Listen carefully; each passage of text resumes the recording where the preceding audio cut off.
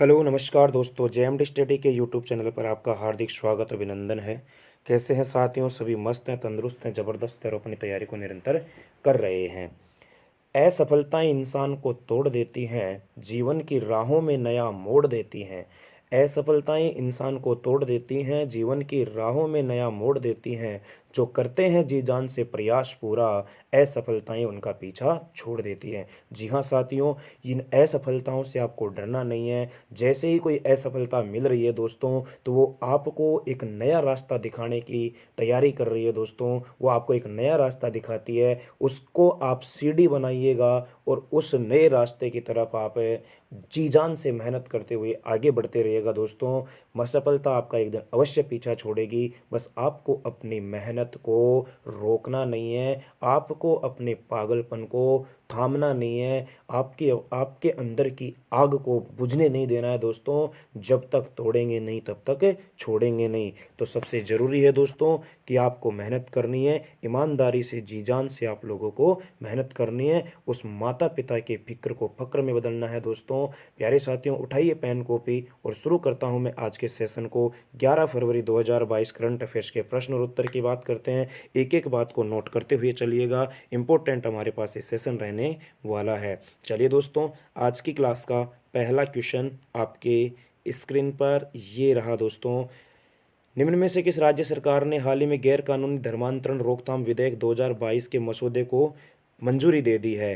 प्यारे प्यारे साथियों, गैर कानूनी धर्मांतरण रोकथाम, इसके विधेयक को मंजूरी दे दी है दोस्तों। और ये किस सरकार ने दिया है? हरियाणा सरकार ने दिया है दोस्तों। किसने दिया है? ये हरियाणा सरकार ने दिया है। और यहाँ से ध्यान रखना आप लोगों को, यहाँ के जो सीएम है यानी कि यहाँ के जो मुख्यमंत्री हैं वो हैं मनोहर लाल खट्टर। कौन है दोस्तों? मनोहर लाल खट्टर। ये आप लोगों को याद रखना है, लिख लेना है। ये प्रश्न आते हैं एग्जाम में हमारे कि मनोहर लाल खट्टर ये कहाँ के हैं? हरियाणा के हैं। और इन्होंने गैर कानूनी धर्मांतरण रोकथाम पे रोक लगाई है। और बात करें दोस्तों यहाँ के गवर्नर की, यानी कि यहाँ के अपन बात करते हैं राज्यपाल की, तो यहाँ के राज्यपाल हैं बंडारू दत्तात्रेय। कौन है दोस्तों? बंडारू दत्तात्रेय यहाँ के क्या हैं? राज्यपाल हैं। तो ये भी आप लोगों को ये दो बातें नोट कर लेनी है, बंडारू दत्तात्रेय। तो ये दो बातें आप लोगों को यहाँ पर नोट कर लेनी है। तो सीएम कौन है? मनोहर लाल खट्टर। गवर्नर यानी राज्यपाल कौन है? बंडारू दत्तात्रेय। और गैर कानूनी धर्मांतरण रोकथाम किस सरकार ने कर दिया? हरियाणा सरकार ने। चलिए साथियों, बढ़ते हैं नेक्स्ट क्वेश्चन की तरफ। नेक्स्ट क्वेश्चन है दोस्तों हमारे सामने कि RBI reserve bank of India ने हाल ही में रेपो रेट में रेपो रेट को आरआर बोलते हैं, कोई बदलाव नहीं करते हुए कितने प्रतिशत पर बरकरार रखने की घोषणा की है? तो ये है दोस्तों 4% पर। कितने पर? 4%। चलिए दोस्तों, पहले अपन थोड़ा सा किसकी बात करते हैं? आरबीआई की बात करते हैं।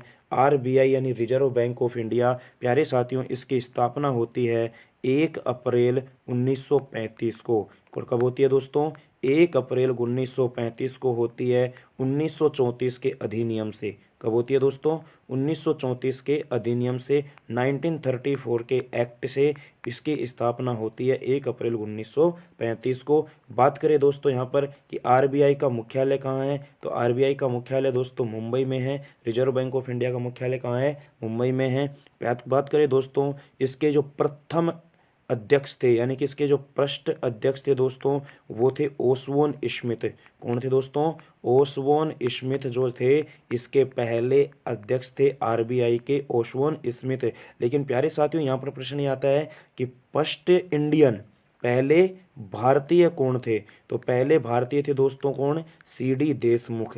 कौन थे दोस्तों? सीडी देशमुख कौन थे? इसके पहले भारतीय गवर्नर थे आरबीआई के। और प्यारे साथियों, वर्तमान की अगर बात करें, इन बातों को नोट कर लेना। आरबीआई की स्थापना 1934 अधिनियम के तहत 1 अप्रैल 1935 को होती है। इसका मुख्यालय मुंबई में है। इसके पहले अध्यक्ष ओसवान स्मिथ थे। प्रथम भारतीय सीडी देशमुख हैं। वर्तमान में बात करें दोस्तों, तो वर्तमान में 25वें गवर्नर है शक्तिकांत दास। कौन है दोस्तों? शक्तिकांत दास हैं। इनका भी आप नाम लिख लीजिएगा। वर्तमान में अगर मैं बात करता हूं आरबीआई की, तो वर्तमान में है दोस्तों कौन? शक्तिकांत दास। कौन है? शक्तिकांत दास 25वें नंबर के हैं दोस्तों। कौन से क्रम के हैं? 25वें क्रम के। 24वें क्रम के कौन थे? उर्जित पटेल। कौन थे दोस्तों? उर्जित पटेल इसके 24वें क्रम के गवर्नर थे आरबीआई के। और रेपो रेट 4% रखी है दोस्तों इन्होंने। अब यहाँ पर एक शब्द और आता है दोस्तों हमारा, क्या, रेपो रेट। इसको भी अपन समझने की कोशिश करते हैं। रेपो रेट, देखिए दो रेट होती हैं दोस्तों, एक तो हमारी होती है क्या, रेपो रेट, और एक होती है रिवर्स रेपो रेट। एक तो होती है क्या, आर आर, और एक होती है रिवर्स रेपो रेट। यानी कि रिवर्स रेपो रेट और रिवर्स रेपो रेट, इनमें अंतर क्या होता है। रेपो रेट का मतलब हो गया दोस्तों कि जैसे आरबीआई बैंक है, ये आरबीआई बैंक क्या होता है, जैसे दूसरे बैंकों को क्या देता है, लोन देता है या कोई कर्ज देता है, तो जो रेट से ब्याज लेता है उसको अपन क्या कहते हैं, रेपो रेट कहते हैं। यानी कि जिस दर पर आरबीआई बैंकों को कर्ज देता है वो क्या कहलाता है, रेपो रेट कहलाता है। और रिवर्स रेपो रेट ये होता है दोस्तों कि जैसे मान लीजिएगा कि कोई बैंक है, उसने आरबीआई में अपना पैसा जमा करवा रखा है, तो बैंकों को मिलने वाला जो ब्याज की दर होती है, यानी कि जैसे मान लो कोई भी छोटा बैंक है, उसने अपने बैंक आरबीआई में पैसा जमा करवाया, तो जो आरबीआई है जो उस बैंक को जो ब्याज देगा वो रिवर्स रेपो रेट कहलाता है। और जो ब्याज लेता है वो रेपो रेट, और ब्याज देता है जो रिवर्स रेपो रेट। ऐसे आप याद रख सकते हो उसको, लेना आर आर, देना ट्रिपल आर। बात समझ में आ रही है। तो ये रेपो रेट और क्या होता है, रिवर्स रेपो रेट होता है। उम्मीद करता हूँ कि बात आपके समझ में आ गई होगी। लिख लेना, ब्याज मतलब कि देना, ब्याज लेना, रेपो रेट का मतलब क्या हो गया, लेना, क्या हो गया, लेना। और यहाँ हो गया रिवर्स रेपो रेट का ब्याज देना। तो ये बात होती है रेपो रेट और रिवर्स रेपो रेट में। चलिए दोस्तों बढ़ते हैं नेक्स्ट क्वेश्चन की तरफ। निम्न में से किसने हाल ही में विदेशी ड्रोन के आयात पर प्रतिबंध लगा दिया है। तो ये लगा दिया दोस्तों किसने, केंद्र सरकार ने। केंद्र सरकार ने विदेशी ड्रोनों के आयात पर प्रतिबंध लगा दिया है कि विदेश से कोई भी ड्रोन नहीं आएगा। इनके ऊपर प्रतिबंध किसने लगा दिया दोस्तों, केंद्र सरकार ने इस पर प्रतिबंध लगा दिया है। चलिए दोस्तों, केंद्र सरकार ने हाल ही में विदेशी ड्रोनों पर आयात प्रतिबंध लगा दिया। विदेशी ड्रोनों से नहीं खरीदे जाएंगे। तो रिसर्च डेवलपमेंट डिफेंस सुरक्षा उद्देश्य से ड्रोन का आयात आयात हो सकेगा। ये आप लोगों को याद रखना है। प्यारी लाडलो, नेक्स्ट क्वेश्चन है, Salesforce global digital skills index 2022 कौन सा है। Salesforce global digital skills index 2022 में भारत ने कौन सा स्थान हासिल किया है। तो ये भारत ने कौन सा स्थान हासिल किया है दोस्तों, पहला स्थान भारत ने इसमें हासिल किया है। किसमें, Salesforce global digital skills index. बात समझ में आ रही है। तो भारत का इसका कौन सी रैंक है, पहली रैंक है इसमें। देख लीजिएगा दोस्तों, 19 देशों की तुलना में बनाया गया यह इंडेक्स 2022 में भारत पहला स्थान है नए डिजिटल कौशल, कर्मचारी भावनाओं और सीखने में नागरिकों की तत्परता के लिए। तो कितने देशों में था दोस्तों ये, 19 देशों में Salesforce global digital skill index 2022, जिसमें भारत ने इसमें टॉप किया है। चलिए साथियों बढ़ते हैं नेक्स्ट क्वेश्चन की तरफ। इनमें से किस के द्वारा जारी आंकड़ों के मुताबिक वर्ष 2020 में नौकरी छोड़ने के कारण आत्महत्या करने वालों की संख्या बढ़ी है। कहने का मतलब ये कह रहा है कि किसी की नौकरी छूट गई है दोस्तों किसी भी कारणवश, तो उन्होंने क्या कर ली, आत्महत्या कर ली। तो ये आंकड़ा किसने जारी किया है, तो ये आंकड़ा जारी किया है दोस्तों राष्ट्रीय अपराध रिकॉर्ड ब्यूरो ने। किसने जारी किया है ये आंकड़ा, राष्ट्रीय अपराध रिकॉर्ड ब्यूरो ने इस आंकड़े को जारी किया है। ये आपको ध्यान रखना है। चलिए साथियों नेक्स्ट क्वेश्चन की ओर बढ़ते हैं दोस्तों अपन। नेक्स्ट क्वेश्चन है कि निम्नलिखित में से किस मंत्रालय ने एम श्री जगदीश कुमार को यूजीसी, आपको पता होगा यूनिवर्सिटी ग्रांट कमीशन का नया अध्यक्ष किसको नियुक्त किया गया है, श्री एम जगदीश कुमार को। किसको दोस्तों, एम जगदीश कुमार को यूनिवर्सिटी ग्रांट कमीशन का जो अध्यक्ष बनाया है वो एम जगदीश कुमार को बनाया है। और ये एम जगदीश कुमार कौन थे दोस्तों, ये JNU यानी जवाहरलाल नेहरू यूनिवर्सिटी के क्या थे, ये अध्यक्ष थे। और इनको अब यूनिवर्सिटी ग्रांट कमीशन का अध्यक्ष बनाया गया है। और जो JNU है दोस्तों, इस JNU का नया अध्यक्ष धुलीपुड़ी को नियुक्त किया गया है। तो ये आपको ध्यान रखना है। तो ये किस मंत्रालय ने इनकी नियुक्ति की है, तो ये की है दोस्तों शिक्षा मंत्रालय ने। किसने की है दोस्तों, शिक्षा मंत्रालय ने की है। जिसके अध्यक्ष शिक्षा मंत्रालय के मंत्री कौन है दोस्तों, धर्मेंद्र प्रधान है। कौन है दोस्तों, शिक्षा मंत्रालय के जो मंत्री हैं वो कौन है, धर्मेंद्र प्रधान हैं। ये आप लोगों को याद रखना है। चलिए दोस्तों बढ़ते हैं नेक्स्ट क्वेश्चन, और मोस्ट वेरी वेरी इंपॉर्टेंट, ध्यान रखना इस बात का। उत्तराखंड के मुख्यमंत्री पुष्कर धामी, पहला ही प्रश्न के अंदर प्रश्न आ गया कि उत्तराखंड के CM कौन है, पुष्कर सिंह धामी है। इसमें किस अभिनेता को उत्तराखंड का ब्रांड एम्बेसडर नियुक्त किया गया है, तो ये किया गया है दोस्तों किसको, अक्षय कुमार को। किसको किया गया है दोस्तों, अक्षय कुमार को। खिलाड़ी भैया अक्षय कुमार। तो इसको किया गया है दोस्तों यहाँ पर क्या उत्तराखंड का ब्रांड एम्बेसडर नियुक्त किया गया है। तो साथियों इस बात का आपको ध्यान रखना है। उत्तराखंड के सीएम पुष्कर सिंह धामी हैं। बात करें अगर यहाँ के गवर्नर की तो उत्तराखंड के गवर्नर गुरमीत सिंह है, लिख लो दोस्तों। यहाँ के जो राज्यपाल यानी जी मतलब गवर्नर राज्यपाल गुरमीत सिंह हैं। यहाँ के राज्यपाल कौन है? गुरमीत सिंह हैं। ये बात आप लोगों को ध्यान रखना है। क्लियर है? चलिएगा दोस्तों बढ़ते हैं अपन अब नेक्स्ट क्वेश्चन। अच्छा मैं अब आप लोगों से एक छोटा सा प्रश्न मैं ये पूछना चाह रहा हूँ, आपको कमेंट बॉक्स में बताना है कि उत्तराखंड के अंदर किसमें दोस्तों? उत्तराखंड के अंदर कौन कौन से राष्ट्रीय उद्यान है, नेशनल पार्क हैं? कौन कौन से राष्ट्रीय उद्यान है यानी कौन कौन से नेशनल पार्क हैं दोस्तों, ये आप लोगों को बताना है। और हाल ही में जो जिम कॉर्बेट नेशनल पार्क है उसका नाम बदल करके क्या कर दिया, क्योंकि Jim Corbett national park Uttarakhand के अंदर है जिसका पहले नाम हेली था और वर्तमान में अब इसका नाम बदल करके क्या कर दिया है, ये आप मुझे कमेंट बॉक्स में कमेंट करके बताएंगे। चलिए दोस्तों ले चलता हूँ मैं आप लोगों को नेक्स्ट क्वेश्चन की तरफ। नेक्स्ट क्वेश्चन को नोट करना, इसके थोड़े से जो मैं एक्सप्लेन करूंगा, जो डिटेल बताऊंगा उसको अच्छे से शिद्दत से आप लोगों को नोट करना है। फाइजर इंडिया ने RA साहा के इस्तीफे के बाद किसके पूर्व सलाहकार प्रदीप साहा को अपने बोर्ड का अध्यक्ष नियुक्त किया है? ये कहना चाह रहा है सो दोस्तों कि फाइजर इंडिया ने RA साहा के यानी कि RA साहा ने फाइजर इंडिया के पद से इस्तीफा दे दिया है, फाइजर इंडिया से इस्तीफा दे दिया है। तो इन्होंने अब नया जो अध्यक्ष बनाया है वो किसे बनाया है? प्रदीप साहा को बनाया है। किसको बनाया है? प्रदीप साहा को बनाया है। तो ये प्रदीप साहा पहले किसके सलाहकार थे, ये हमारे से क्वेश्चन पूछना चाह रहा है। तो फाइजर इंडिया ने अपना नया अध्यक्ष किसको नियुक्त कर दिया है? प्रदीप साहा को नियुक्त कर दिया है। ये प्रदीप साहा पहले किसके सलाहकार थे? तो ये थे दोस्तों पहले हमारे किसके? विश्व बैंक के यानी कि वर्ल्ड बैंक के। तो इस बात का आप लोगों को ध्यान रखना है। तो वर्ल्ड बैंक के ये पहले क्या थे दोस्तों? पूर्व सलाहकार थे। अब मैं बात कर लेता हूं आपके सामने यहाँ पर थोड़ा सा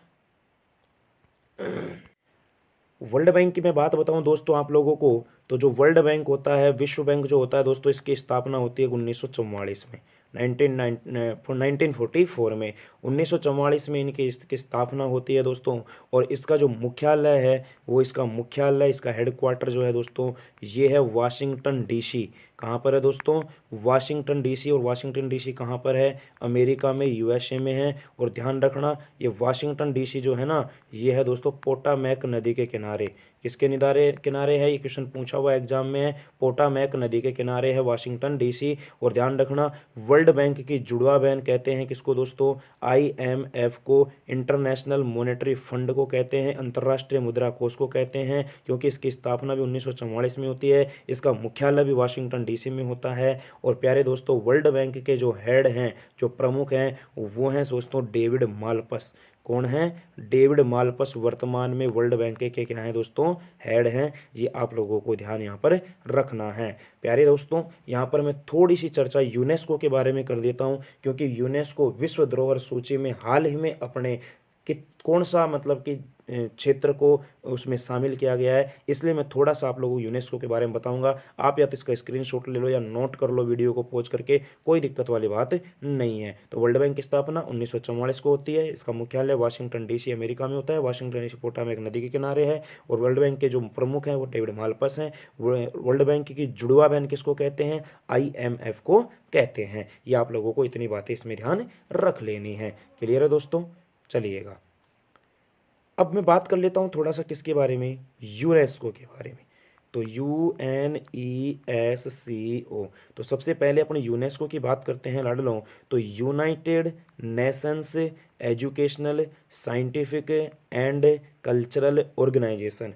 क्या इसकी फुल फॉर्म है? मैं धीरे धीरे बोल रहा हूँ, इसको नोट कर लेना। United Nations Educational, Scientific and Cultural Organization. United Nations Educational, Scientific and Cultural organisation.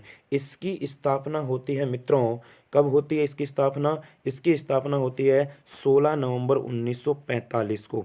कब होती है दोस्तों? 16 नवंबर 1945 को इसकी स्थापना होती है। और इसकी स्थापना होती है जब ये कहाँ होती है दोस्तों? इसकी स्थापना लंदन में। इसकी स्थापना कहाँ होती है? लंदन में होती है। और प्यारे दोस्तों लेकिन इस यूनेस्को का जो मुख्यालय है, हेडक्वार्टर जो है दोस्तों इसका जो हेडक्वार्टर है दोस्तों वो पेरिस फ्रांस में है। कहाँ पर है, पेरिस में है, ये आप लोगों को ध्यान रखना। लेकिन इसकी जब स्थापना होती है वो कहाँ होती है, लंदन में होती है, यानी लंदन में इसकी क्या होती है दोस्तों, स्थापना होती है। कहाँ होती है दोस्तों, लंदन में होती है, लंदन नहीं दोस्तों, कहाँ पर होती है, लंदन में होती है। तो ये आप लोगों को ध्यान रखना है। तो लंदन में इसकी क्या होती है स्थापना, लेकिन इसका हेडक्वार्टर कहाँ है, पेरिस फ्रांस के अंदर है।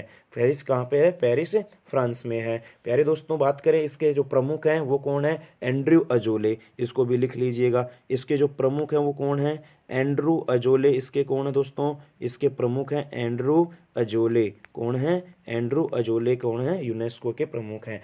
तो ये इतनी बातें आप लोगों को यूनेस्को के बारे में जानकारी रखनी है।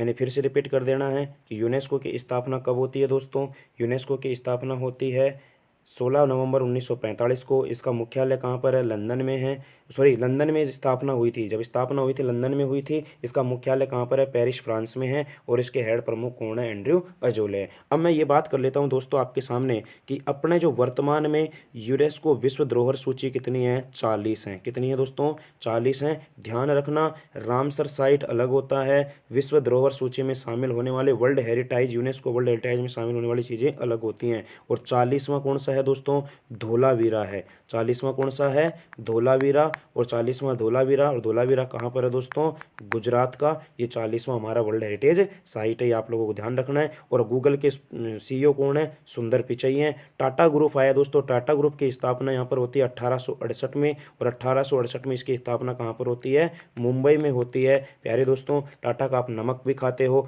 और स्थापना करने वाले व्यक्ति कौन है, जमशेद नुसीरवान टाटा। कौन है, जमशेद नुसीरवान टाटा, टाटा ग्रुप की स्थापना करते हैं। तो ये था दोस्तों ये क्वेश्चन। अब बढ़ते हैं अपने नेक्स्ट क्वेश्चन की तरफ।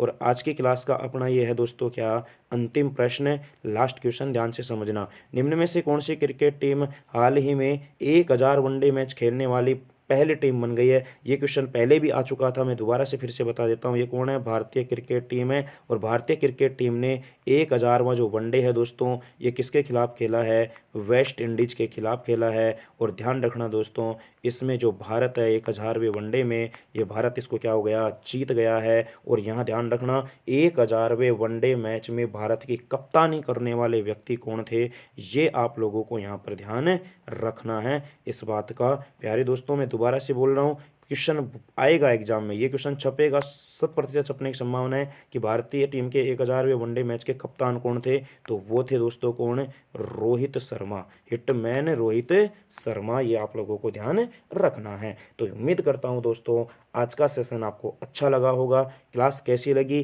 कमेंट बॉक्स में आप कमेंट करके बताइएगा। क्लास अच्छी लगी हो तो इसको अपना लाइक कर दीजिएगा। आपके अपने चैनल जेएमडी स्टडी को सब्सक्राइब कीजिएगा। कोई भी समस्या हो दोस्तों तो आप कमेंट बॉक्स में मुझे कमेंट करिएगा। और प्यारे दोस्तों, ज़्यादा से ज़्यादा क्लास को शेयर कीजिएगा। उम्मीद करता हूँ कि आपको सेशन अच्छा लगा होगा, अच्छे से आप नोट कर रहे होंगे, माँ बाप का सपना पूरा करने के लिए जी जान से मेहनत कर रहे होंगे। चलिए दोस्तों, मिलेंगे नई क्लास में नई करंट अफेयर्स के साथ में। तब तक के लिए देखते रहिए आपका अपना JMD study. Bye bye, take care दोस्तों, जय हिंद साथियों।